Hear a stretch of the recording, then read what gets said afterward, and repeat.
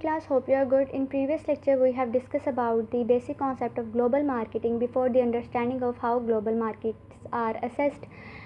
So starting with the standardization versus adaptation in terms of globalization, that means globalization with reference to standardization means developing standardized product marketed worldwide with a standard marketing mix, and it is the essence of mass marketing. Whereas global localization that with reference to adaptation means mixing standardization and customization in a way that minimize cost while maximizing satisfaction, that would be known as adaptation with reference to global localization.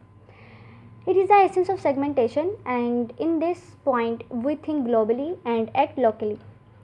Coming up with the example of McDonald's global marketing. Standardized product is Big Mac and localized product is spicy fried chicken, very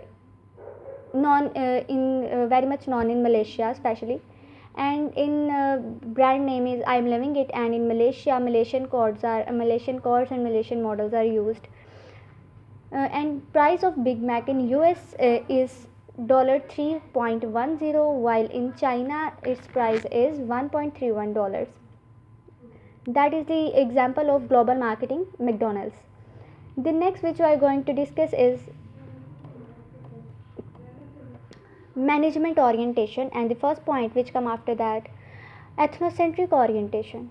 The very major and very common concept to understand is ethnocentric orientation, which means I am only giving you the highlights. If you have any queries and you are getting confused in understanding this topic, then do ask me on my WhatsApp number.